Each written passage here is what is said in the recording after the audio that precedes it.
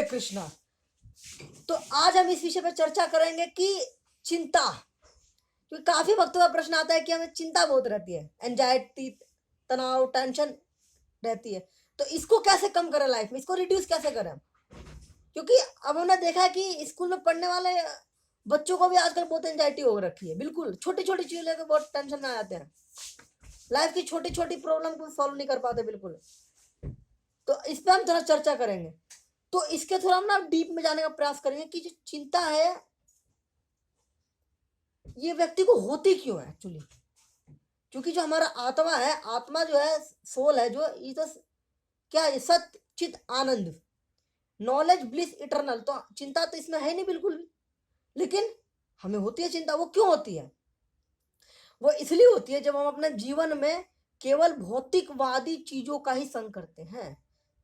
मतलब ऐसी चीजें ही हम जीवन में सिर्फ अपनाते हैं जो भौतिक मटेरियलिस्टिक चीजें, मीन्स सेंस ग्रेटिफिकेशन, अपने आत्मा को तृप्त करने वाली जो चीजें हमें अच्छी लगती है हम उनका उपयोग करते हैं, और जो हमें अच्छी नहीं लगती उसको हम नकार देते हैं बिल्कुल। ये व्यक्ति भी हो सकते हैं और कोई एक वस्तु भी हो सकती है। मतलब जब भी आप किसी मटेरियल चीज से, whether it can be person और ऑब्जेक्ट, जब हम ज्यादा अटैच हो जाएंगे, अधिक जितना जरूरत है उससे ज्यादा अगर अटैचमेंट हमारी हो जाती है, तो चिंता होना है। चिंता और चिता के बीच में एक बिंदु का सिर्फ अंतर है, बस एक डॉट। तो ये सब चीजें, लेकिन ये जो भगवान श्री कृष्ण ने गीता में भी स्वयं कहा है कि ये संसार है दुखालयम अशाश्वतम। तो आप यहाँ ना सोचे कि मैं कुछ यहाँ प्रैक्टिकल चीज फॉलो कर लूंगा तो फिर चिंता नहीं होगी। नहीं नहीं, इस संसार में तो चिंता होगी। यहाँ से कोई चिंता से कोई बच नहीं पाया एक्चुअली। जो यहाँ के जो कलेश होते हैं ना, आध्यात्मिक, आदि दैविक, आदि भौतिक कलेश, ये होंगे। जन्म मृत्यु जरा व्याधि होगी, जन्म मृत्यु का चक्र चलते रहेगा, ये इस संसार में कभी खत्म नहीं होगा। तो भगवान कृष्ण कहते हैं कि आपको इससे ऊपर उठना है। तो ऊपर उठने के लिए हमें फिर भक्ति का जीवन अपनाना चाहिए। जब तक आप अपने जीवन में आध्यात्म को नहीं लाएंगे तब तक आप चिंता से आपकी मुक्ति नहीं हो सकती। क्योंकि मैं यहाँ डायरेक्ट कहूंगा, मैं कुछ प्रैक्टिकल टिप ऐसे फालतू में चीपली टिप नहीं देना चाहता कि आप सुबह जल्दी उठ जाएं, अच्छा खा लें, अच्छे से पढ़ लें, अच्छे लोगों के साथ रह लें, मोटिवेशन, ये सब चीज एक्चुअली यहाँ काम नहीं करने वाली है।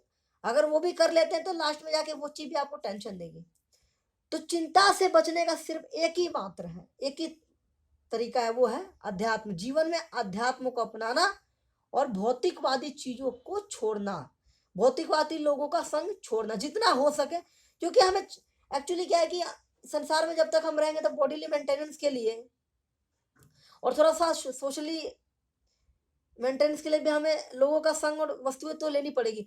तो उतनी मात्रा में हमें ऐसी चीजों का संग करें या ऐसी वस्तुओं का उपभोग करें जो हमारे लिए आवश्यक है। अधिक से ज्यादा एकत्रित करने का प्रयास ना करें, ज्यादा ही श्रम ना करें बिल्कुल।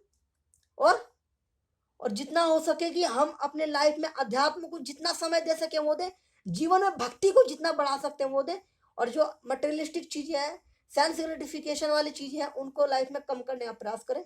ऐसा अगर करेंगे तो चीजें हो सकती है ठीक हो जाए। क्योंकि आत्मा का स्वरूप भगवान की सेवा करना, भगवान के धाम ही हम जाकर चिंता से मुक्त हो पाएंगे, यहाँ पे कभी नहीं होंगे। लेकिन जब भक्ति के जीवन में आ जाते हैं, तो भक्तों का संग जब हम करते हैं तो ये जो चीजें हैं ये कम हो जाती हैं।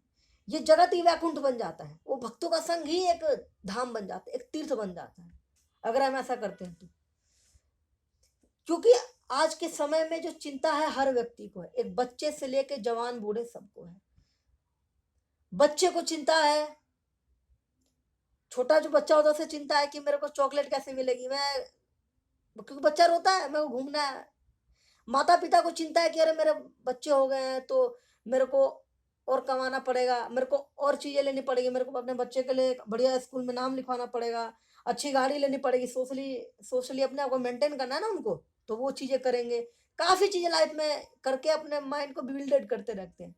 कोई एक मान लो एक प्रोफेशनल है या कोई बुजुर्ग अगर व्यक्ति है, बुजुर्ग को ये चिंता रहती है कि अब मेरा क्या होगा, अब तो मेरे जीवन में समय नहीं बचा है, मेरा कौन ख्याल रखेगा। तो यहाँ चिंता रहेगी। बचपन में अपना खेलने में गवा देते हैं, और जो जवानी है उसको पढ़ने में गवा देते हैं। नहीं, पढ़ना गलत नहीं है, लेकिन जितना जरूरत है उतना ही, अधिक से ज्यादा नहीं।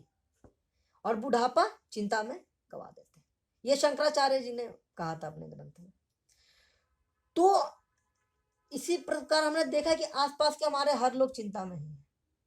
तो इससे बचने का तो एक ही तरीका है कि जीवन में अध्यात्म को अपनाए और भक्ति को जीवन में उतारने का प्रयास करें, भक्ति के जीवन को अपनाएं और जितना हो सके अपने लाइफ को सिंपल लिविंग हाई थिंकिंग के प्रिंसिपल पे जीने का प्रयास करेंगे, जो श्रील प्रभुपाद जी बार बार कहा करते थे।